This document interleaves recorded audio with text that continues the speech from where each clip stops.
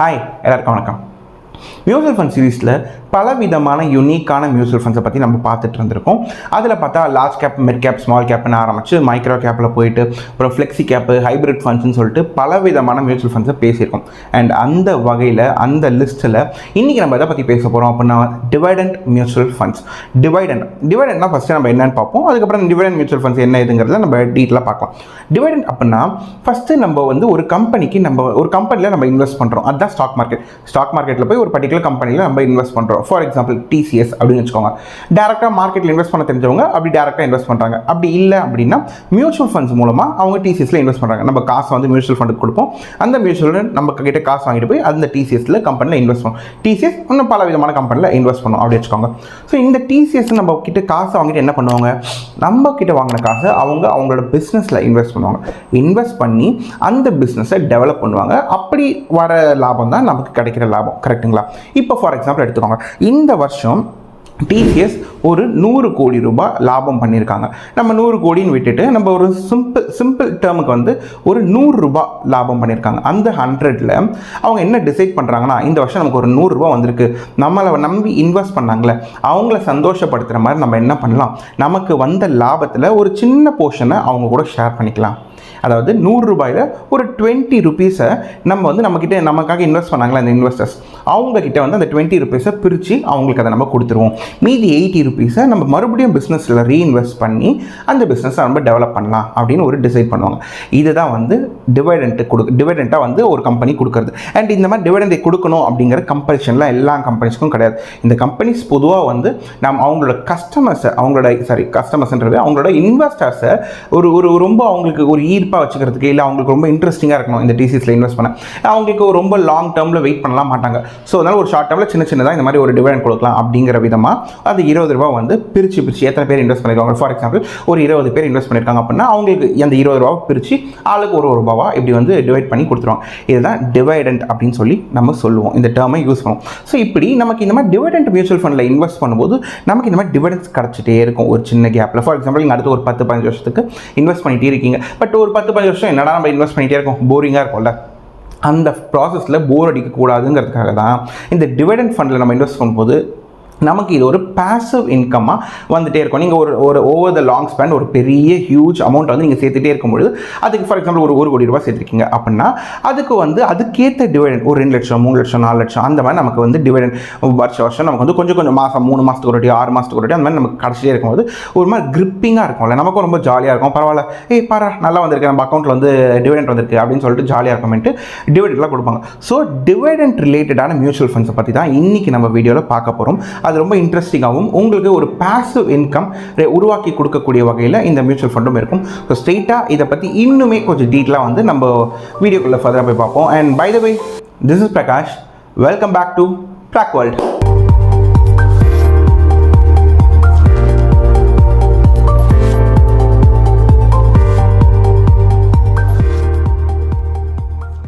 Okay, இப்போது நம்ம டிவிடெண்ட்னா என்ன அப்படிங்கிறத ஆல்ரெடி நம்ம பார்த்துட்டோம். ஸோ டிவிடெண்ட்னா என்ன அப்படின்னா ஒரு கம்பெனி அவங்களுக்கு வந்த லாபத்தை அவங்களோட மக்களுக்கு ஒரு சின்ன போர்ஷன் லாபத்தை அவங்க ஸ்ப்ளிட் பண்ணி கொடுக்குறாங்க. இப்படி எல்லா கம்பெனியும் கொடுத்தே ஆகணும். ஃபார் எக்ஸாம்பிள் ஒரு 100 கம்பெனி இருக்குன்னா 100 கம்பெனியும் இந்த டிவிடெண்ட் கொடுக்கணுமா அப்படின்னா கொடுக்கணுங்கிற அவசியமும் கிடையாது. ஏன்னா எனக்கு 100 ரூபாவை கம்ப்ளீட்டாக நான் ரீஇன்வெஸ்ட் பண்ணுறேன் அப்படின்னும் சில கம்பெனிஸ் பண்ணலாம். சில கம்பெனி இல்லை எனக்கு ஒரு 80 ரூபா இந்த வாட்டி போதும், மீதி 20 ரூபா நம்ம டிவைட் பண்ணிடலாம், இவங்களுக்கு டிவிடெண்டாக கொடுத்துடலாம் அப்படின்னும் பண்ணலாம். இது கம்ப்ளீட்டாக அந்த கம்பெனி மேனேஜ்மெண்ட் எடுக்கக்கூடிய முடிவுகள் மட்டும்தான். ஸோ கொடுக்காதனால இதுக்கு நல்ல கம்பெனி கெட்ட கம்பெனி அப்பெல்லாம் எதுவுமே கிடையாது. பிகாஸ் அவங்களுக்கு ஃபார் எக்ஸாம்பிள் அந்த கம்பெனியை அடுத்தடுத்து பில்ட் பண்ணுறதுக்கான பிளான்ஸ் இருக்குது. லைக் அடுத்தடுத்து ஒரு கம்பெனியை செட் பண்ணணும், இல்லை இந்த லொக்கேஷனில் ஒரு புது பில்டிங்கை கட் பண்ணணும், லைக் பில்ட் பண்ணணும் அப்படின்னா அவங்களுக்கு அதிக பணம் தேவைப்படும். அதனால் லாபம் மொத்தமே அந்த கம்பெனிக்கு போகும். அப்படி கட்டும்போது ஃபியூச்சரில் அது இன்னுமே அந்த கம்பெனி க்ரோ ஆகிறதுக்கான வாய்ப்புகள் அதிகப்படுத்தி கொடுக்கும். ஸோ இதான் இதனால தான் டிவிடெண்ட் சில கம்பெனி கொடுக்காமையும் இருக்கலாம். ஓகே, இப்போ நம்ம பார்க்க போகிறோம்ல மியூச்சுவல் ஃபண்ட்ஸ், இந்த டிவிடெண்ட் மியூச்சுவல் ஃபண்ட்ஸ், இந்த மியூச்சுவல் ஃபண்ட்ஸுக்குன்னு அதாவது செபி ஒரு சில ரெஸ்ட்ரிக்ஷன்ஸ் வச்சுருக்காங்க. அதாவது என்னென்னா இந்த மியூச்சுவல் ஃபண்ட்ஸ் கம்பல்சரி 65% மேலே அந்த அமௌண்ட்டை கொண்டு போய் ஈக்விட்டியில் தான் இன்வெஸ்ட் பண்ணணும். அந்த 65% கீழே ஈக்விட்டியில் இன்வெஸ்ட் பண்ணாமல் இருக்கக்கூடாது. கம்பல்சரி மோர் தென் 65% ஈக்விட்டி இன்வெஸ்ட்மெண்ட் பண்ணியிருக்கணும் அப்படிங்கிறது செபியோட ஒரு கட்டுப்பாடு. ஓகே, இப்போ இந்த மியூச்சுவல் ஃபண்ட்ஸ் என்ன பண்ணுவாங்க அப்படின்னா, அதிகமாக டிவிடெண்ட்ஸ் கொடுக்கக்கூடிய கம்பெனிஸாக பார்த்து அந்த கம்பெனிஸில் கொண்டு போய், அதாவது டிவிடெண்ட் கொடுக்கக்கூடிய நல்ல நம்பிக்கைத்தன்மையான கம்பெனிஸாகவும் இருக்கணும். ஏன்னா சில மோசமான கம்பெனிஸ் இருக்கும், அவங்க டிவிடெண்ட் நல்லா கொடுப்பாங்க, அதில் போய் நம்ம இன்வெஸ்ட் பண்ணோம்னா அவங்க கொஞ்சம் நம்ம கிட்ட காசு கொடுக்குற மாதிரி கொடுத்துட்டு கொஞ்சம் நாள் அந்த கம்பெனி திவால் ஆகிடும். ஸோ அந்த மாதிரிலாம் இல்லாமல் நல்ல நம்பிக்கையான கம்பெனி ப்ளஸ் நல்ல டிவிடெண்ட் கொடுக்கக்கூடிய கம்பெனி, அந்த மாதிரி கம்பெனியில் கொண்டு போய் இந்த மியூச்சுவல் ஃபண்ட்ஸை வந்து இன்வெஸ்ட் பண்ணுவாங்க. அப்படி இன்வெஸ்ட் பண்ணுறது மூலமாக நமக்கு ஒரு ரெகுலரான ஒரு டிவிடெண்ட் கிடைக்கும். இப்போ இதில் வந்து நம்ம இன்னொரு சின்ன ஒரு விஷயத்தையும் பார்ப்போம். இப்போ டிவிடெண்ட்லேயே பார்த்தா டிவிடெண்ட் மியூச்சுவல் ஃபண்டு என்ன ஃபண்டு அதையும் நம்ம கிளியராக நம்ம உங்களுக்கு சொல்ல போகிறோம். அது இல்லாமல் டிவிடெண்ட்டில் வந்து நிஃப்டியே வந்து நமக்கு ஒரு இண்டெக்ஸே நமக்கு ரிலீஸ் பண்ணியிருக்காங்க. அதாவது வந்து நிஃப்டி டிவிடெண்ட் ஆப்பர்ச்சுனிட்டி 50 அப்படிங்கிற மாதிரியும் ரிலீஸ் பண்ணியிருக்காங்க. இது ரெண்டுமே என்ன ஏது அப்படிங்கிறது வந்து நம்ம இன்னும் கிளியராக வந்து ஒரு ஸ்க்ரீனில் டேரெக்டாக போய் பார்த்துருவோம். ஸோ தட் உங்களுக்கு ஒரு கிளியர் கட்டான ஒரு ஐடியா கிடைக்கும். ஓகே, இப்போ நம்ம வந்து நான் உங்களுக்கு சொல்லியிருந்தேன், நம்ம 2 விதமான டிவிடெண்ட் ஃபண்ட்ஸ் இருக்குன்ட்டு. ஒன்று டிவிடெண்ட் மியூச்சுவல் ஃபண்டு, இன்னொன்று வந்து டிவிடெண்ட் அந்த இண்டெக்ஸ்லேயே. ஸோ ரெண்டாவது பார்ப்போம். ஃபஸ்ட் நம்ம மியூச்சுவல் ஃபண்டு பார்த்தலாம். இப்போ நம்ம ஷீட்டில் பார்த்தா வந்து உங்களுக்கு வந்து நம்ம அதாவது டிவிடெண்ட் வந்து எந்த கம்பெனினா நியர்லி வந்து ஒரு 10 ஏஎம்சிஸ் வந்து டிவிடெண்ட் கம்பெனிஸ் வந்து நமக்கு டிவிடெண்ட் மியூச்சுவல் ஃபண்ட்ஸ் வந்து ப்ரொவைட் பண்ணுறாங்க. அண்ட் அதில் பார்த்தா வந்துட்டு நமக்கு ஐசிஐசிஐ ப்ரூடென்ஷியல் டிவிடெண்ட் ஃபண்ட் வந்து கடந்த ஒரு 10 வருஷத்தில் வந்து ரொம்பவே நல்ல ரிட்டர்ன்ஸ் கம்பேரிட்டிவாக அதர் மியூச்சுவல் ஃபண்ட்ஸை பார்க்கும்போது, இப்போ 5 வருஷம் பார்க்கும்போது ஒரு 27%, இது 10 வருஷத்தில் ஒரு 16% அப்படின்னு சொல்லிட்டு ஒரு வருஷத்துக்கு மேலே நீங்கள் எந்த ரிட்டர்ன்ஸ் எடுத்தாலுமே வந்து ரொம்ப ஈஸியாக வந்து மோர் தென் 20% அவங்க கொடுத்துட்ருக்காங்க. வித் லெஸ்ட் ஒரு 0.5%, 57%லேயே வந்து எக்ஸ்பென்ஸ் ரேஷியோவில் வந்து ஒரு நல்லாவே வந்து அவங்க ட்ராக் ரெக்கார்ட் மெயின்டைன் பண்ணிட்டு இருக்காங்க.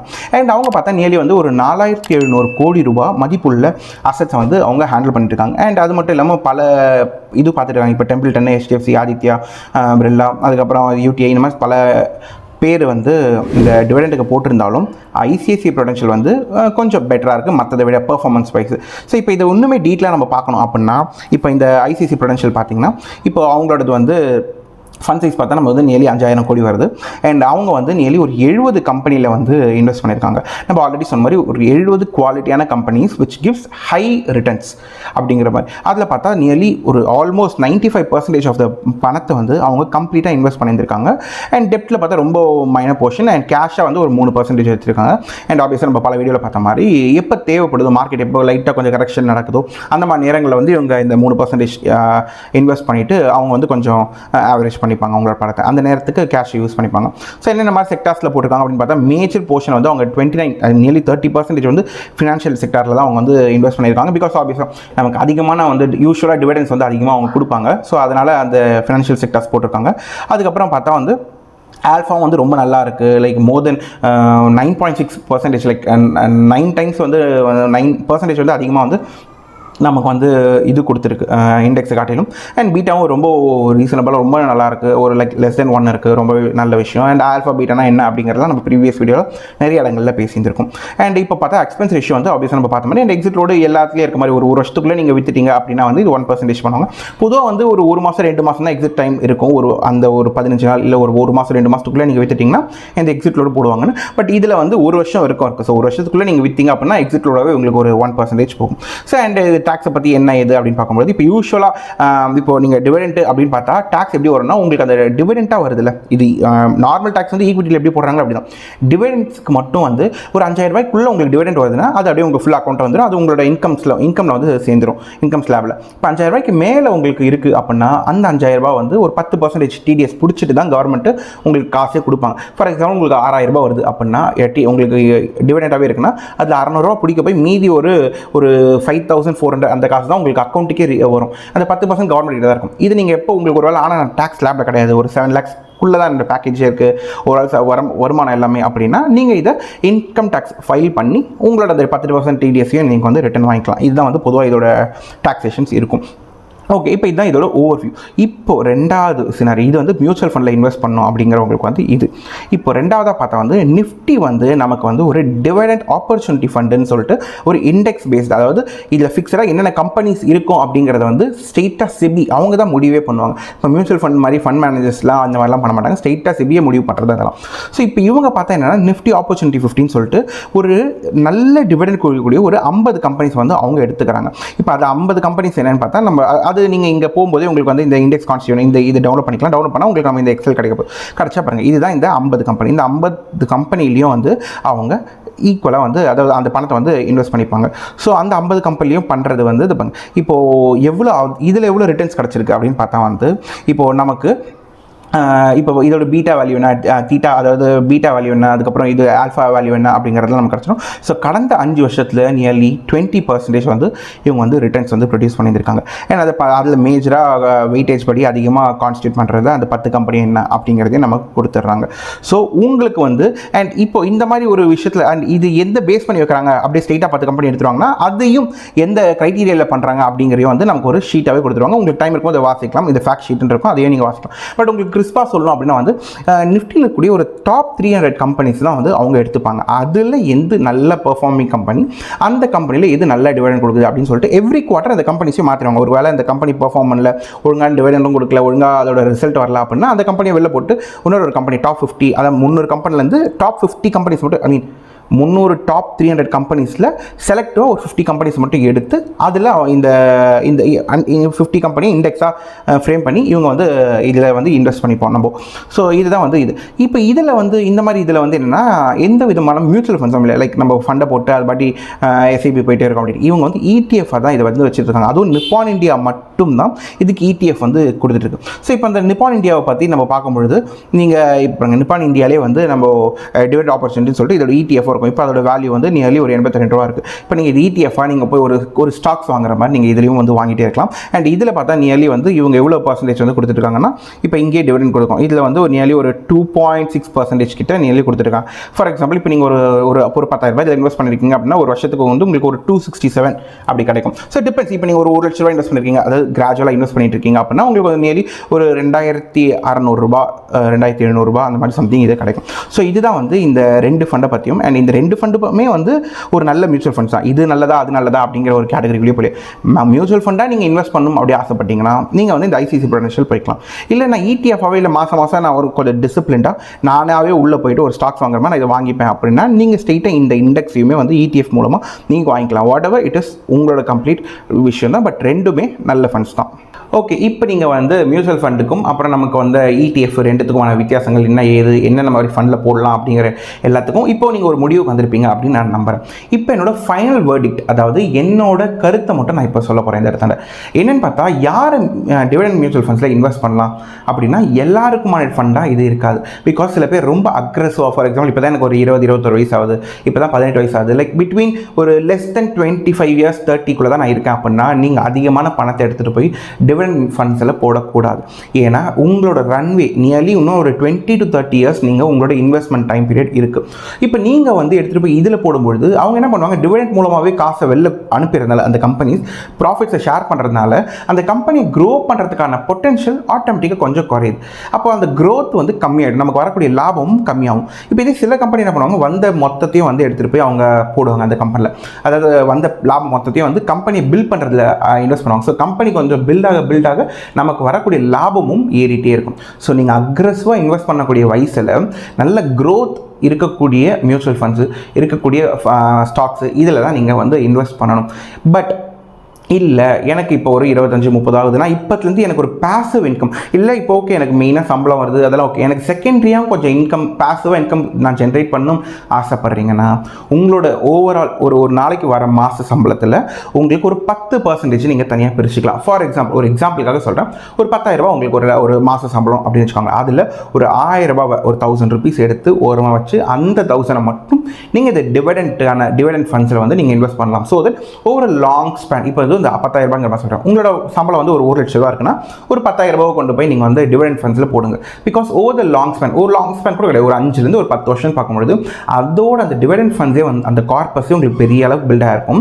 உங்களுக்கு அது கிராஜுவலாக உங்களுக்கு அந்த டிவிடெண்டை வந்து பாசிவாக ஒரு வருஷத்துக்கு உங்களுக்கு ஒரு 50,000 கிடச்சிருக்கும், ஒரு வருஷத்தில் பார்த்தா ஒரு 1 லட்சம் கிடச்சிருக்கும். அப்புறம் பார்த்தா உங்களோட சம்பளத்துக்கு நிகராக உங்களோட பாசிவ் இன்கம் இந்த டிவிடெண்ட்லேருந்து மட்டுமே உங்களுக்கு ஒரு 5 லட்சம் 10 லட்சங்கிற மாதிரிலாம் கிடைக்கும். ஸோ அப்படி கிடைக்கும் போது நமக்கு வேலையில் என்ன, நமக்கு வேலைக்கு போய் என்ன சம்பாதிக்கிறோமோ அது இதுலேயே கிடச்சிடும், அந்த மாதிரியும் இருக்கும். ஸோ ரொம்ப மேஜர் போர்ஷன் எடுத்துகிட்டு போய் ஒரு லைக் ஒரு 1 lakh சம்பாதிக்கணும், ஒரு 20-30,000 40,000 எடுத்துகிட்டு போய் இன்வெஸ்ட் பண்ணுறேன் அப்படி பண்ணாதீங்க. க்ரோத் ரிலேட்டடான மியூச்சுவல் ஃபண்ட்ஸ் அண்ட் ஸ்டாக்ஸில் வந்து நீங்கள் இன்வெஸ்ட் பண்ணணும். மோர் தென் மேக்ஸிமம் 10%ங்கிற மாதிரி ஒரு லிமிட்டை செட் பண்ணி நீங்கள் அந்த அமௌண்ட்டை மட்டும் நீங்கள் எடுத்துகிட்டு போய் இன்வெஸ்ட் பண்ணுறது தான் நல்ல ஒரு ஸ்ட்ராட்டஜியாக இருக்கும். அண்ட் இந்த ஸ்ட்ராட்டஜியை பர்சனலாக நான் இதுதான் ஃபாலோ பண்ணிகிட்ருக்கேன். ஓகேவா? ஸோ இப்போ உங்களுக்கு ஒரு கிளாரிட்டி கிடச்சிருக்கும் அப்படின்னு நான் நம்புறேன். டிவிடெண்டை பற்றி ரொம்பவே கிளியர் பிக்சர் கொடுத்துருக்கும்னு நினைக்கிறேன். இன்கேஸ் உங்களுக்கு இந்த வீடியோ ரொம்பவே பிடிச்சிருந்தது அப்படின்னா கண்டிப்பாக பக்கத்தில் இருக்கிற அந்த கீழே இருக்கிற லைக்கை அவங்ககிட்ட சப்ஸ்கிரைப் பண்ணிவிட்டு அந்த பெல் ஐக்கானையும் தட்டி வச்சுக்கோங்க. ஸோ தட் நம்ம போடக்கூடிய அடுத்தடுத்த வீடியோஸ் உங்களுக்கு நோட்டிஃபை ஆகிட்டே இருக்கும். அண்ட் இந்த வீடியோ பற்றி ஏதாச்சும் சஜஷன் இருக்குது, இதை மாற்றிக்கலாம், இல்லை இந்த மாதிரி டாப்பிக்கில் நீங்கள் பேசுங்க, இல்லை இப்படி நீங்கள் பேசுங்க, வாட் எவர் என்ன சஜஷன் இருந்தாலும் கீழே கமெண்ட்ஸில் நீங்கள் சொல்லலாம். இல்லை உங்களுக்கு கொஸ்டின்ஸையும் நீங்கள் கேட்கலாம். அண்ட் கண்டிப்பாக எல்லா கமெண்ட்ஸையும் நான் வாசிப்பேன். முடிஞ்ச அளவுக்கு அதிலேயே பதிலும் கொடுத்துருவேன். அண்ட் நல்ல வீடியோவாக இருக்கும் பட்சத்தில், இது உங்களுக்கு ரொம்ப இன்ஃபர்மேட்டிவாக இருக்கும் பட்சத்தில் நீங்கள் மற்றவங்களுக்கும் இது தேவை, இதை அனுப்பலாம் அப்படின்னா இந்த வீடியோ மற்றவங்களுக்கும் தயவு செஞ்சு ஷேர் பண்ணிவிடுங்க. ஸோ தட் நம்ம சேனல் க்ரோ ஆகிறதுக்கு இது பெரிய அளவுக்கு ஹெல்ப் பண்ணும். அண்ட் மறுபடியும் ஒரு நல்ல இன்ஃபர்மேட்டிவ் வீடியோவோட ஃபினான்ஸ் கண்டென்ட்டோட மறுபடியும் உங்களை மீட் பண்ணுறேன். Till then take care, have a nice day. Track world.